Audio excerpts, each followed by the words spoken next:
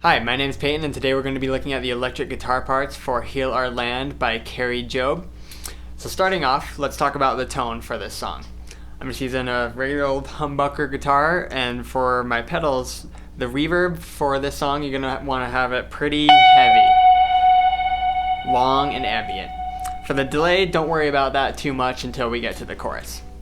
So starting off on verse 1, there's two options we have for here. If you have a keyboard player, you might want to opt for option 2 for this part, but if not, you might want to play the keyboard part on this just so you can fill some space for there. So I'll go over the keyboard part first. So what we're going to be doing is you're going to be doing a little D shape up on the 14th and 15th fret of the G and B string. So we're going to start off barring that 14th fret there. You're going to hammer on from the 14 on the G to the 16, and then catch that 14 on the B. And you're going to do that for this many times. You're going to go.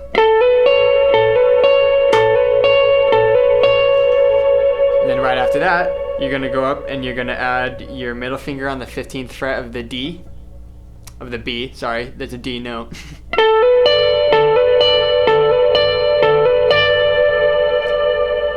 Now for the last half of this, we're going to catch the 17th fret of the B with our pinky. You're going to hit that twice. And then lastly, you're going to bar the 14th fret of the high E with your first finger and hit that twice as well. So altogether we've got...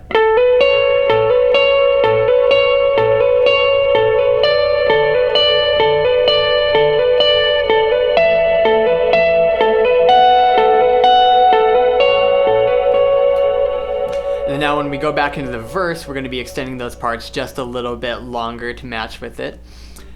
Now, for option 2, if you have a keyboard player that can cover that part, you're not going to be doing too much in the verse. We're actually only going to be hitting one note, and we're going to be hitting it twice in the verse.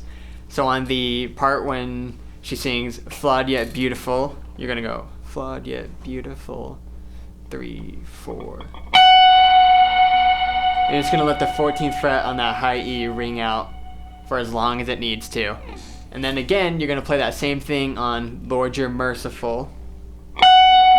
Exact same thing, and maybe let it ring out a little bit longer until we can go into the chorus after the Redeem Revive part. So now moving on to the chorus, we're going to have to change our delay settings a little bit on this one and our reverb. Alright, so for your reverb, you want to dial back the mix a little bit so it's not muddying up your notes at all. And for your delay, you want to have a pretty strong quarter note delay on there that makes this riff seem a little bit more complicated than it is and sounds pretty cool. So without the delay first, I'm going to show you how it goes.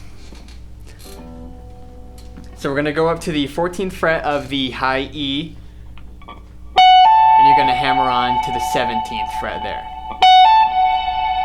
And then after that, you're going to hammer on from the 15th of the B to the 17th. And then moving down string, 14 to the 16 of the G. And then after that, do the same thing on the D string.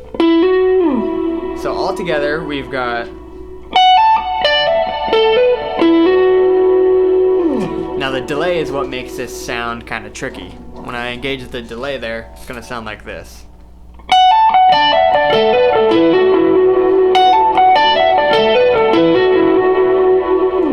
And you're going to play that for the entire part of the first chorus. Now going back into the verse here, we're going to go back to our other delay setting and reverb setting as well.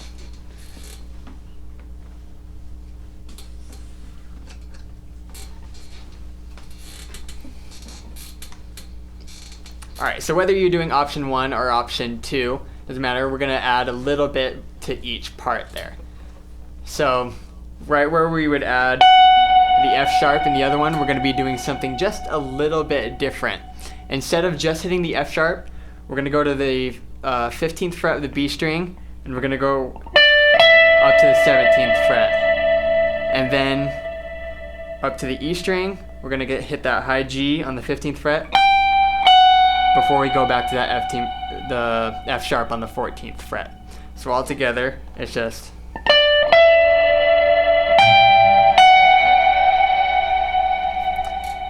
So on the second part, on the Jesus Lord of All, you're just going to be doing the exact same thing again.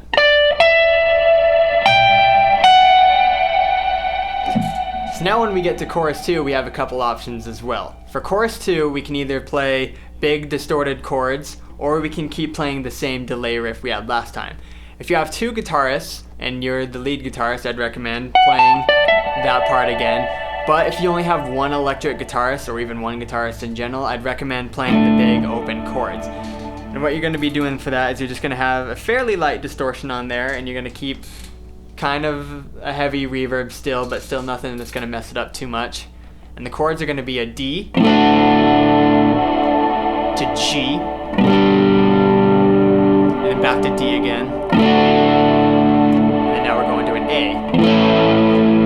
And this time we're going to start on a B minor, and then we're going to play the same chords after that. And that's what we're going to be doing for chorus 2. So now heading into the bridge, for the first part of the bridge, it's just going to be the piano and the singer.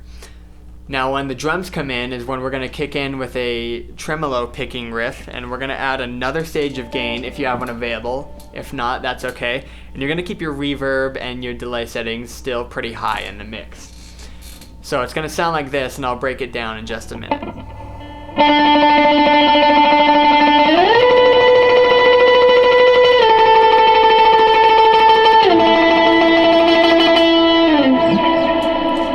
So what I'm doing there is I'm staying all on the B string for this one, and I'm going to be starting on the 3rd fret on that D, and I'm going to be jumping all the way up to the 12th fret on that B, and then moving down 2 frets to the 10th fret on the A, and then going down to that E on the 5th fret. And you're going to be doing that for almost the entire remainder of the song.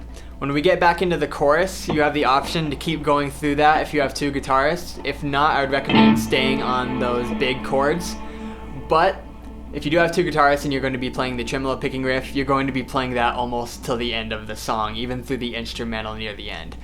Now, after the instrumental is when you're going to lay down low. You're going to turn off the overdrives. We don't have any specific parts here, so feel free to add some ambient swells or some notes here and there, but nothing really specific. And that's all you need to know to play Heal Our Land by Kari Jobe on the electric guitar.